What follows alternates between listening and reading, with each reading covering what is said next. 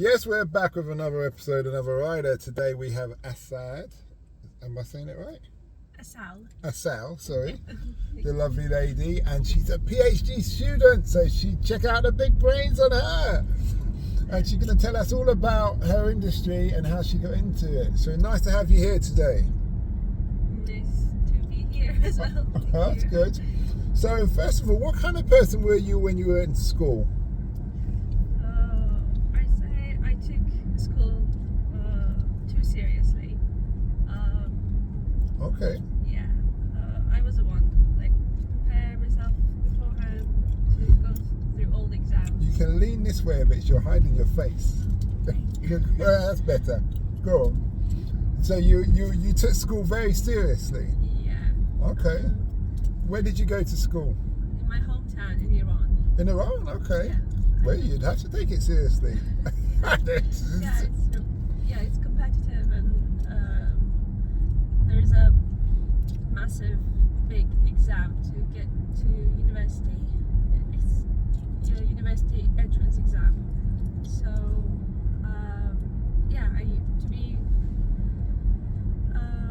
to have options for the good universities, you need to be good at the exam. Okay. That's how it works. So, this exam, is it for university in Iran or university anywhere? No, only universities in Iran. Okay. So you went to uni in Iran, Yeah, that's true. and the fact that you took it seriously paid off. Yes, I'd say. You're here now doing a PhD. I'm not doing a PhD, I'm driving a taxi. It's like you get to talk to people more. That's nice. Yeah, it's true, it's true. But you're happy doing what you're doing? Yeah, I cannot complain. It brought me from Iran to here, and I work in one of the best universities in the world. So. Yeah. What university is that? Imperial, UCL? No, it's not in London. Unfortunately, it's in Edinburgh, University of Edinburgh. Okay. Yeah. And so you're doing your PhD up there? Yeah. Okay, so you got a degree in Iran, Yeah. and that degree is recognised by United Kingdom. Yeah, that's true. Okay, that's interesting. Then I had to take English certificates. Yeah, I mean, obtain English certificates. Like IELTS or TOEFL, that. I took IELTS. So you took what you take like a refresher certificate or a certificate just to prove that your degree. Yeah. Okay. Yeah. All right. Now, I'm a bit curious. What is life like in Iran? Currently, No, when you were growing up. when I was growing up. You come from a big family, loads of brothers, siblings. So I'm coming from a really small family. It's just 3 of us. I don't have any siblings. I'm only child. Only child. Yes. Oh, I feel for you. Yeah, my family, I think they saw the situation in Iran and they thought, one is enough. Let's just raise this one. Okay. So would you say you're spoiled? No, not at all. Because the decision was not because they couldn't have any other babies. Okay. It was because the situation was tough. Okay, I understand. Yeah. Yeah. So they threw all their into you. That's Yeah, nice. That's nice. That puts some pressure, kind of, to be, to do what you need to do. Did you grow up with lots of cousins? No, not again. I was the only child and the only grandchild for 18 years until my cousin. That's quite rare, isn't it? Yeah, In it your is. culture? Yeah. That's rare. Not that rare nowadays because the financial problems are really hitting us. So, no, I'd say nowadays it's usual. So when you applied to Edinburgh, Yeah. you were competing against everybody in the world who wants to go to Edinburgh then, because are you on a scholarship or? Yeah, I was funded a departmental scholarship, and it's fully funded program. So you get a stipend, and also they pay for the international university fees, which is not trivial. Like there's a massive gap between international and home student fees. And I was competing and there was one scholarship for all the international students applying there. So yeah, I was. You were just one scholarship and you got it. Yeah, I was woo, lucky. Woo. Well done, well done. Okay. So how did you feel about it? Your parents must have been so proud. Yeah, they were so proud. My dad couldn't finish his PhD because I was born, so I could feel that he's kind of seeing that in me, like I'm continuing what was done before. But your dad can still go back and do his PhD now. Yeah, he could. Yeah. You could tell him that. Yeah, he's retiring now. It doesn't matter. What did he do? He was a civil engineer. He can still do that. Become a consultant. Yeah. Like as I said, things like growing up, you could see the situation worsening in Iran. Like when I was a kid, everything was better, and as I grew up, you could sense it. So, yeah. I'm not sure, but yeah, he could go back to university if he'd like. So when you say worsening, in what sense? Financially and politically and socially, most of all.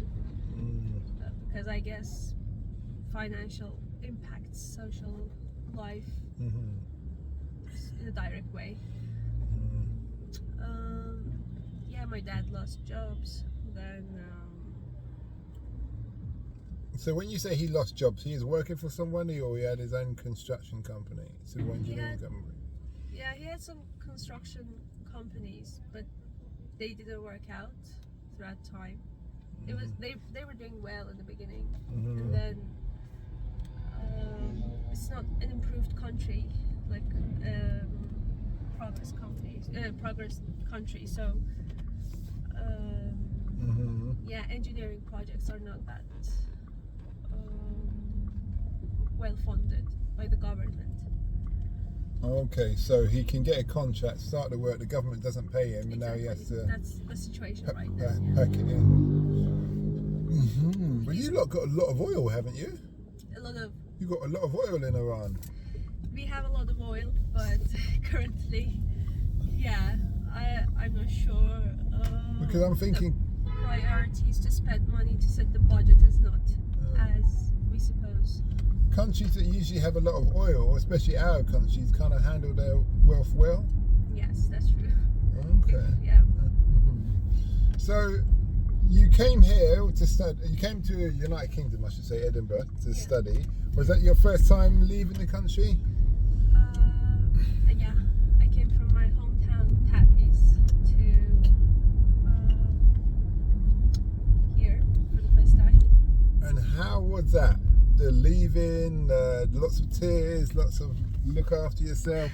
Did you have a cousin or someone here that is looking out for you? Yeah, it was quite lonely for the first year. I didn't have anyone here. And you must have been very homesick. Yeah, the homesick kicked in when I got to the department and was the only international student. I couldn't speak well. Everyone was local. They were from the same city. Oh, for Edinburgh. Yeah. But you, so how long have you been here for now? It's been 3 years now. 2 years doing. The PhD's 5 years, isn't it? It's 3.5 for me, but extendable to 4 years. Yeah. Okay. Because so you speak English very well now. Thank you. No, you do. So you've learned. You've really applied yourself. You've taken that work effort from Tehran. Yeah. See, it all paid off. Paid off. Okay. So what was the big culture shocks that happened that you had to adapt to? Big culture shocks. The university doesn't have that hierarchy that we have in Iran. Like to kind of talk to my supervisor, who is my PI. I don't have any barriers. Like I can talk about my concerns and my studies and my research whenever I want, and he's responsive. But it's not like that in Iran. So there's this hierarchy, and you need to book in advance, like the meeting session and stuff like that. You have to notify them what you want to talk about. Exactly. Yeah, you have to have an agenda. You cannot like go and ask something. Okay. Casually. Yeah. That's interesting. What do you prefer and why? I prefer here, honestly. It makes everything easier, and it doesn't put all the pressure on juniors. Like people on top also have responsibilities, and they take it seriously because the system has been organized like that.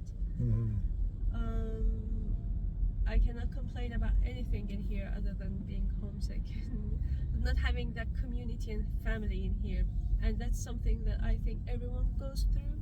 The loneliness that you feel is inevitable, like at each step of time, each step of life. You the cold. How do you manage the cold? I assume Iran's not that cold. No, Iran is not cold, but my hometown in north, because Iran is a massive country, it spreads from north to south. So I was living in the north. Are you from the mountains? Yes. Okay. My city is between two mountains, and currently it was minus 11 degrees. So I cannot complain. Yeah, here is quite nice, I'd say. Yeah. So how hot does it get in the summer? 30 degrees. Yeah. So you get proper seasons then? Yeah, it used to be 4-season country.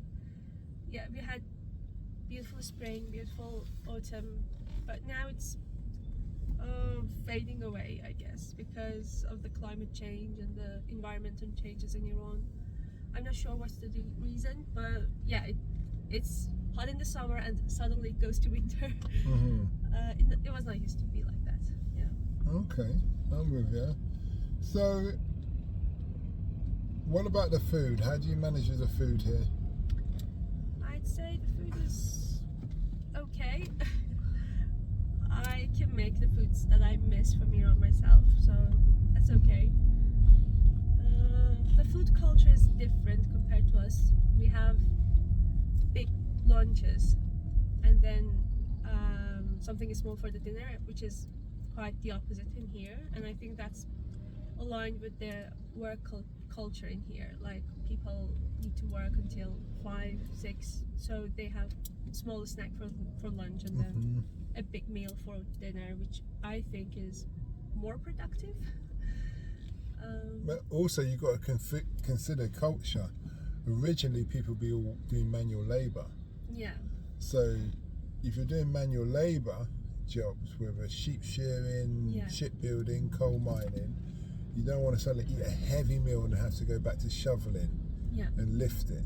That's true. Do you see what I mean? So you might eat a pie, Cornish pasty, something like that, and then when you get home, you've had your shower, your wife puts down the big shepherd's pie or whatever, and now you can eat and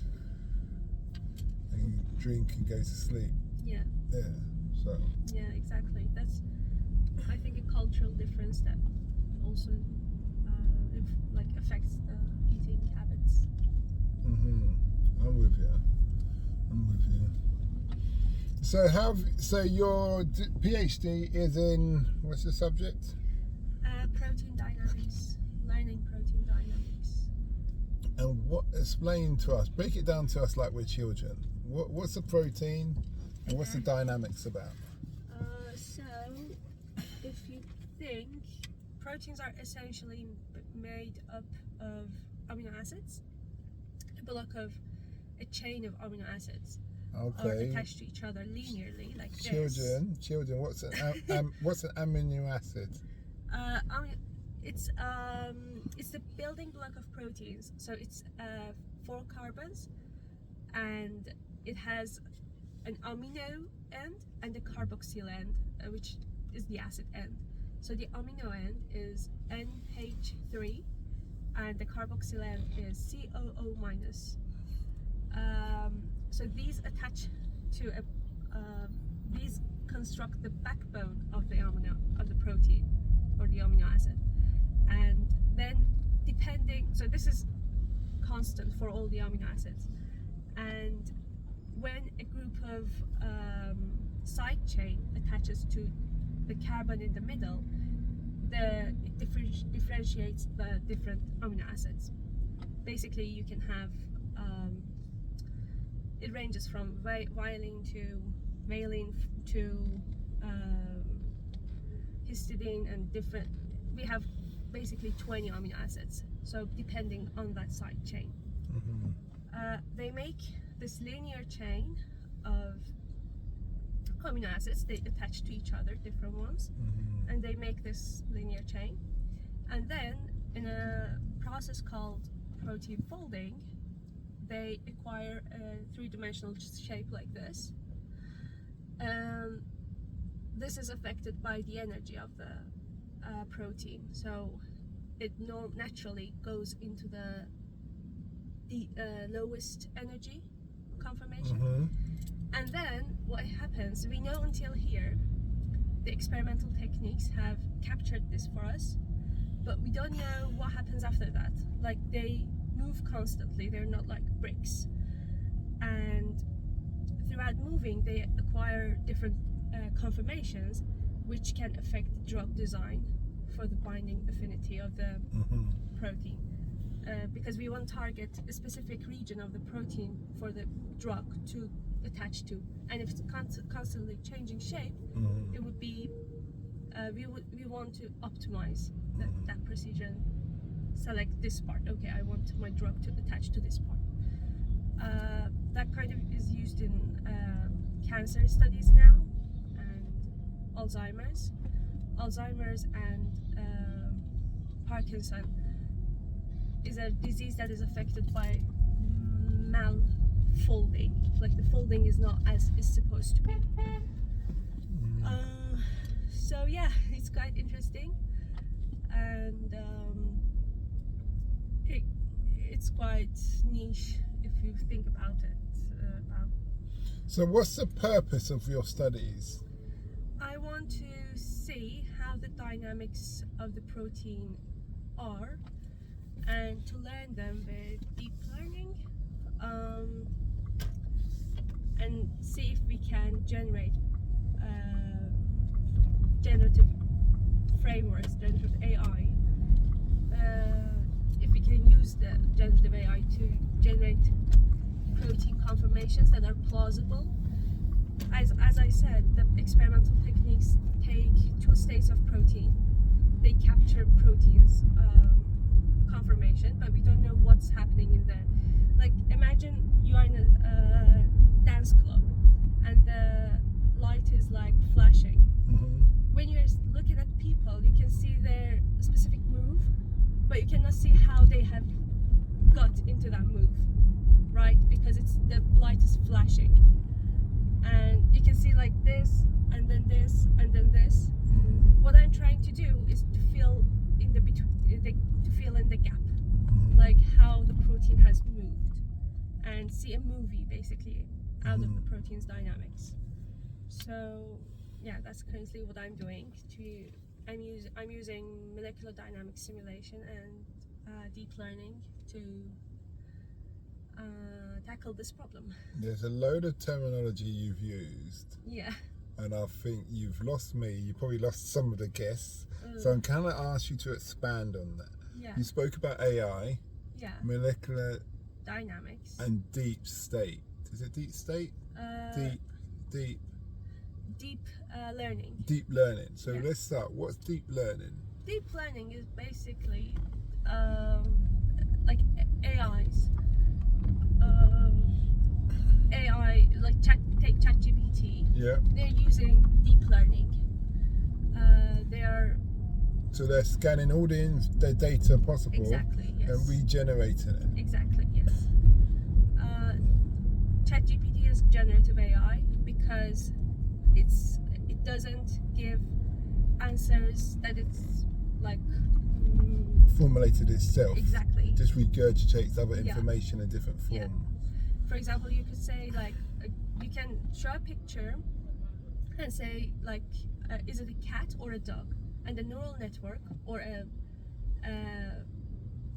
like a simple AI would say it's a cat, but a generative AI would say you can give any picture and say what it is. So it's generating, like, or even you can say I want a picture of cat, and it generates the picture of cat. Yeah.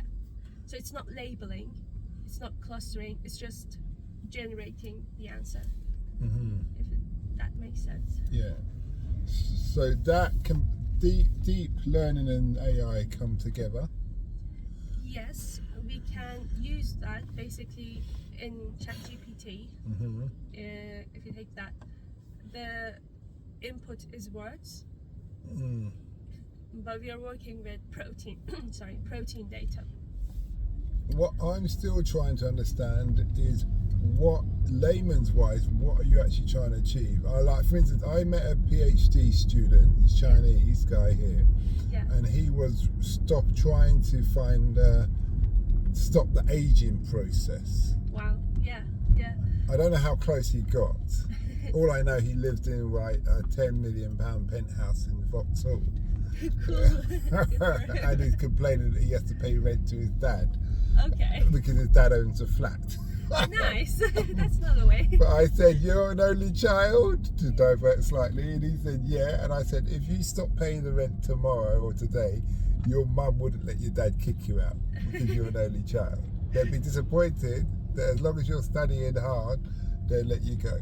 I said, if you've got a problem, we can change with my council flat, and I'll be in your flat with all my kids. Yeah, but no, it's interesting. So what I'm saying, back to the point, so deviated as usual. In his sense, I understood what he's doing. What is your, how is it going to be used to help society? So the ultimate goal is to, no worries. The ultimate goal is to help drug discovery. So other scientists can use what we are generating, the softwares that we are developing, can use them in order to, like, for example, find a cure for cancer. That's the ultimate goal, but it doesn't happen in one go. So you need to separate into blocks. And I'm doing the software development for Protein Dyamics block, but it has there's a long way until reaching to drug discovery, and I'm only a part of this. So yeah, the ultimate goal, the desirable one, would be to help drug discovery. Okay, so it's a part of a piece of a puzzle you're developing on to help. Exactly. The other parts. Okay, I'm with you. Now, so you're going to be, what does the future hold for you? Because you said you've here 3 years, you've got 3.5 years, maybe 4 years. Yeah. So you've got 1 or half a year left. Yeah. What does the future hold for you? I'll see where my research goes. I'm quite happy with academia. I would like to do research. That's what fulfills me. And I think I'll stay in academia if I find the opportunities for it. Will that be academia here? Yes, ideally, but if not, where I find research groups that are working on the same project that I am currently. So that would be a lot of Western projects then? Yes, I suppose. Like, to be honest, recently the Nobel Prize for Chemistry went to David Baker's lab in US, in the States, and he's working on Protein Dyamics. I was watching his YouTube videos, and then I saw, oh God, he's got the Nobel Prize. You should reach out to him. You should say, thank you, I'm a student, I've been following your thing, it's been very helpful, blah, blah, blah. Yeah. And this is what I found. Just something like that, and then he might go, ooh, I need you on my team. Yeah, that would be so. No, I'm just saying, you never know. You reach out to him, you compliment him, you talk about what you've been following and how it's helped you in your studies of the same thing, And before you know, he's making a phone call to your university. Say, tell me about this student. That would be awesome. No, I'm just saying. So I'll do a deal with you then. Next time, there's 70,000 Uber drivers in London. Yeah. If you ever come to get in my taxi, yeah, I'm going to ask you, have you reached out to this David guy? If you haven't, perfect. I'm going to tell you, sorry, you can't come in. If you have, then I'll say, come in and tell me all about it. Is that a deal? That's a deal. Okay, we got it on video. We have it documented. So basically, not going back to Iran, but pursuing your career further. Yeah. Mm-hmm. That's a question. Did you find? Obviously, you got over your homesick. How? I've never really understood being homesick. What is it that actually happens to your body, or why you're homesick? Because you're like a biologist, chemist, scientist. Yeah. What is it? You just start to feel sick because you haven't got human interaction? Yeah, so there was a time that I thought I'm hearing, and like when I was sitting in the Starbucks, I thought people chatting next to me are speaking in Farsi or Persian, but when I turned my head, I could see they're Chinese, for example. Like, you mimic, you kind of try to find patterns in everyday life that is familiar to you, and so you find it associated with you, but it's not always the case. So that was one thing that hit me. Like, when if I heard that before, I would say, oh, the girl is going crazy, but when it happens to you, you say, oh my god, okay. I need to call my mom, for example. Or the cultures, the cultural differences, you find it's sometimes difficult to make friends because of the different understandings. Like, I didn't make a lot of friends there until now. I make a few, but sometimes I'm not sure how to start a conversation. Or yes, that's one of the main differences, I'd say, because I've lived in Iran for 20 years, and then a sudden change is not easy to cope with sometimes. So you're 23 now? Yes. And you came here when you're 20? Yes. So my daughter's 20, and I was upset that she was going to Wales to study, and I could actually, I was like, no! She said she's going to Scotland, and I said, out of the question. That's not going to happen. Mum was trying to talk to me, I said, no. Yeah. So we kind of settled on Wales. Wales, nice. Yeah. Wales is such a nice area as well. Like, yeah. Bristol, I think, is one of the best cities in the UK. Going back to the homesick, so it's quite fascinating to me. Do you find you actually yourself being sick, or is it just a case of hearing voices, like a bit delusional, what you were saying? Not quite that, but yeah, like, you kind of, it's not being physically sick, it's just like the mood swings and the mentally feeling ill, kind of, like there, and you don't feel it constantly, but it comes like in periods of times. Yeah, and you need to get supported during those times. My supervisor was really supportive of me, and but I think, yeah, some people now it's being really taken seriously in here. Really? Yes. Homesickness? Yes. Really? Universities provide support. They. Oh, what, for the students? Yeah, for the students. Ah, so because they. Oh, I see. Go on. Sorry. Finish what you're saying. I was just surprised. Go on. Yeah, like I said, yeah, there are supports for students who are feeling not so good because of move and feeling homesickness. There are social events. There are consulting.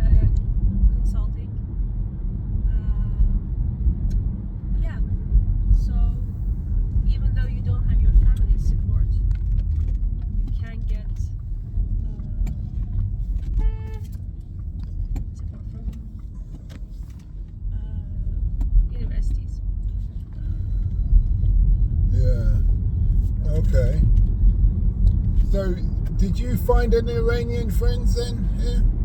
And if so, how did you find them? Yeah, they're also PhD students. The life of PhD is in a way that doesn't allow you a lot of free time, to have a lot of free time. And, so I think everyone is kind of doing their own business, but we can get together in a while, like once in a while, and we celebrate the Iranian traditions sometimes. Do you mix with other cultures? Because some cultures, when they come here, they just stick to their own. Do you find that you'll do that, or you're? No, I like mixing. The thing is, I didn't come here only for study. If I could have done that in some other country or in my home country, maybe. But I really like to also adapt the culture, not necessarily adapt, but get to know it. And yeah, while I'm here, why not? It would be a big plus if I don't. Participate and do the same stuff people here do. What would be your advice to another Iranian who was coming here to live for the first time? I'd say don't compare yourself with any other people. Everyone has their own journey, and you can come here at any age, at any level, and just dedicate yourself to what you're doing, basically, to the work or the study, and that will pay off. Okay, that's good. That's good.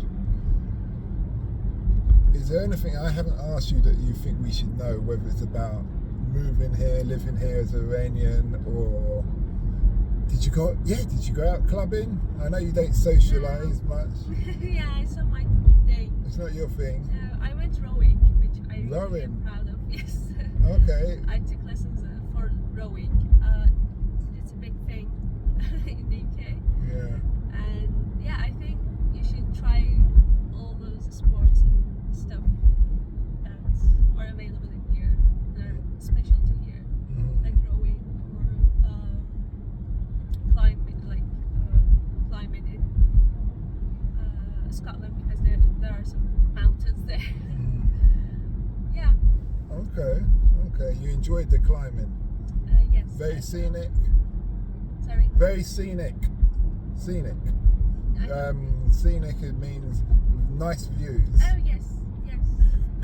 Scotland is really beautiful. Did it remind you of home? Maybe, yeah. No, you said you live in mountains. Yeah, so that's true. Okay. Well, thanks. One last thing.